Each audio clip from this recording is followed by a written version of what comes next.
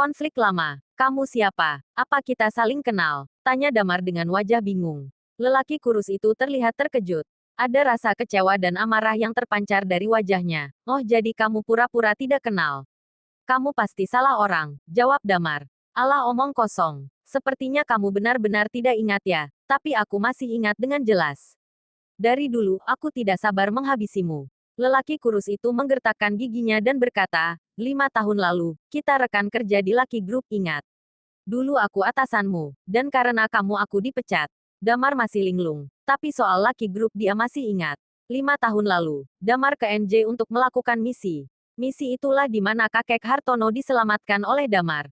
Pada saat itu, Night Watcher menerima kabar kalau beberapa orang kaya di LH akan dibunuh. Dalam daftar nama target, ada beberapa petinggi dari Lucky Group dan kakek Hartono dari Bank Royal serta beberapa orang lainnya. Saat itu, Damar pergi dengan Talia ke NJ. Damar ditugaskan di Lucky Group untuk kerja di sana sekaligus menyamar, dan Talia ke Bank Royal.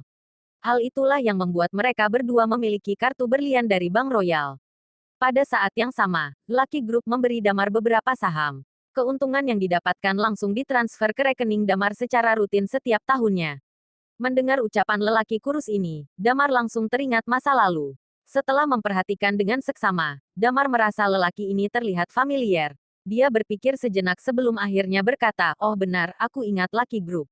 Namamu. Soal namamu. Siapa ya? Oh ya, Donia. Saat lelaki kurus itu mendengar Damar menyebutkan nama, wajahnya semakin sinis, namaku Denny. Sekilas Damar merasa malu. Dia menggaruk kepalanya yang tidak gatal itu dan berkata, maaf aku salah mengingat namamu. Tapi sepertinya kita tidak pernah ada masalah kan? Kenapa aku membuatmu dipecat? Hah, keluh Denny sambil berkacak pinggang. Begitu ya. Saat itu perusahaan sedang mencari grup untuk mengerjakan proyek kerja sama dengan Bank Royal. Akhirnya proyek itu jatuh ke tangan grupku, dan jelas aku pikir yang jadi ketuanya itu aku. Tapi saat kamu masuk, proyek itu diserahkan padamu yang notabene-nya adalah karyawan baru tidak punya pengalaman. Bahkan kamu setiap hari selalu telat. Cibir Denny, akhirnya aku pergi ke para senior untuk mengadukan sikapmu yang tidak kompeten itu. Aku merasa kamu menyogok agar dapat memegang proyek ini. Tapi apa yang ku dapat? Aku dipecat tanpa alasan yang jelas. Damar datang terlambat karena dia pergi saat dini hari dan mencari petunjuk baru berangkat kerja, dan proyek kerja sama yang dikatakan itu dipimpin oleh Damar dan Talia dari pihak Bank Royal, tujuannya adalah untuk melindungi para pemimpin senior dari kedua belah pihak. Jelas saja proyek akan jatuh ke tangan Damar dan Talia. Jadi Denny melaporkan dugaan penyogokan yang dilakukan Damar dan malah dipecat. Itu bukan salahku kalau kamu dipecat, kata Damar. Tapi setelah dipecat aku meniti karirku sendiri. Aku mendirikan sebuah perusahaan. Dalam beberapa tahun terakhir, omsetku sudah miliaran. Kata Denny dengan sombong. Wow, selamat ya, kata Damar dengan wajah tidak peduli. Kalau hanya itu yang ingin kamu katakan, aku pergi dulu. Berhenti, teriak Denny, kenapa kamu bisa datang ke sini? Aku tahu setelah aku dipecat. Tak lama setelah itu kamu juga dipecat dari Lucky Group. Inilah bukti bahwa orang itu harus kompeten dan disiplin. Sekarang kamu menganggurkan. Bagaimana caramu bisa masuk ke sini? Saat Denny mengatakan hal itu, dia melihat Talia yang berdiri di samping Damar. Oh, apa kamu dibiayai perempuan ini? Hei cantik, aku beritahu, Damar tidak punya apa-apa. Jadi lebih baik kamu jauh-jauh dari hidupnya. Talia tersenyum lalu merangkul tangan Damar dan menyandarkan kepalanya di bahu Damar. Tapi aku terlanjur mencintai lelaki seperti dia, apa yang harus aku lakukan? Denny melihat Damar dengan mata sinis dan berkata, dasar lelaki tidak berguna, bisa-bisanya hidup dibiayai perempuan. Damar mengangkat kedua bahunya malas menanggapi. Dia menarik Talia agar lebih menempel padanya dan berkata, ayo kita pergi. Damar, dari dulu aku ingin balas dendam padamu. Karena kamu aku kehilangan pekerjaan. Sekarang kamu ada di NJ, tunggu saja tanggal mainnya. Ancam Denny. Dia tidak berani membuat masalah atau memulai perkelahian di kasino bawah tanah ini. Peraturan di sini sangat ketat. Bahkan orang sekelas Rio juga sangat berhati-hati. Denny menggertakkan giginya, ditemani dengan punggung Damar dan Talia yang mulai menghilang.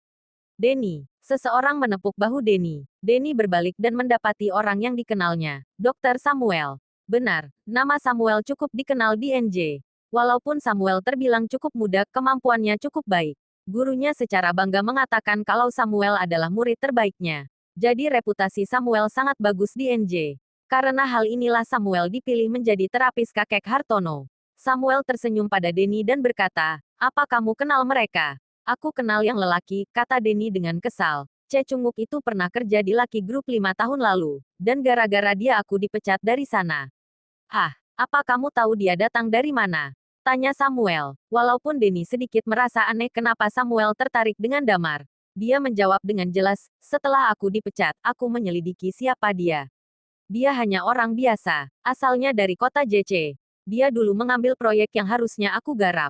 Aku mengadukan sikapnya yang tidak kompeten pada atasan dan kecurigaanku soal dia menyuap untuk mendapatkan proyek malah aku yang dipecat. Sekarang dia jadi piaraan perempuan kaya. Samuel menyentuh dagunya dan berkata, jadi begitu. Oke kalau begitu kamu bersenang-senang dulu saja. Denny memandang Samuel dengan curiga, kemudian mengangguk. Saat Denny pergi, Samuel menatap ke arah Damar pergi dan berkata, menarik. Bekerja di Lucky Group 5 tahun lalu dan menyuap. Lalu menghilang dan tahu soal seni bela diri. Samuel menyipitkan matanya dan bergumam, apa dia anggota Night Watcher? Entah berapa nomornya. Lagi-lagi Samuel bergumam, sayang sekali kenapa kamu membuat ulah denganku dan merusak citra yang sudah aku bangun ke Elizabeth. Entah Night Watcher atau apapun itu, kamu harus menerima pembalasanku. Pada saat yang sama, di sekitar daerah Star of NJ. Star of NJ adalah salah satu daerah yang paling terkenal di NJ. Bangunan-bangunan di sana sangat indah dan lingkungannya sangat berkelas. Hal yang paling dicari-cari saat ke tempat ini adalah kebetulan bertemu dengan para aktor atau aktris. Di sebuah hotel di Star of NJ, Yuki Sinaga duduk di pangkuan seorang lelaki. Dia duduk mengalungkan tangannya di leher lelaki ini. Lelaki ini membalas dengan melingkarkan tangannya di pinggang ramping bak gitar milik Yuki. Kak lihat ini, pemeran utama drama ini harusnya aku, tapi sekarang direbut oleh Valerie. Bahkan pemeran keduanya diperankan oleh Maudi. Yuki bergumam kesal. Sekarang Rio, lelaki tak berperasaan itu, tidak peduli lagi padaku. Alis lelaki itu diangkat sebelah, lalu berkata, Yuki selama kamu bersamaku. Apa yang diberikan oleh Rio, aku bisa penuhi semuanya. Aku bahkan bisa memberikan apa yang tidak bisa diberikan Rio. Walaupun Bank Royal sangat hebat, masih tidak pasti beberapa yang akan didapatkan oleh Rio sebagai cucu pemilik. Apalagi tingkahnya yang tidak peduli dengan urusan bisnis keluarganya. Benar, kamu adalah pewaris keluarga Ismail yang berwibawa, kata Yuki. Bukankah ini produksi yang cukup besar? Aku bisa memperkenalkan kamu dengan sutradaranya. Aku jamin kamu akan jadi jauh lebih populer dari sebelumnya. Yuki memanyunkan bibirnya. Masih kurang, aku ingin kamu melarang Valerie ikut serta. Lelaki itu mengerutkan keningnya seolah sedang berpikir. Hei, apa kamu tidak bisa melakukannya? Kata Yuki dengan membuat wajah sedih dan manja bersamaan. Ya sudah kalau begitu. Tidak bisa. Dia hanya aktris kecil. Namanya hanya sedikit terkenal daripada kamu. Penggemarnya masih belum terlalu banyak. Tentu saja aku bisa melakukannya. Kata lelaki itu. Bersambung.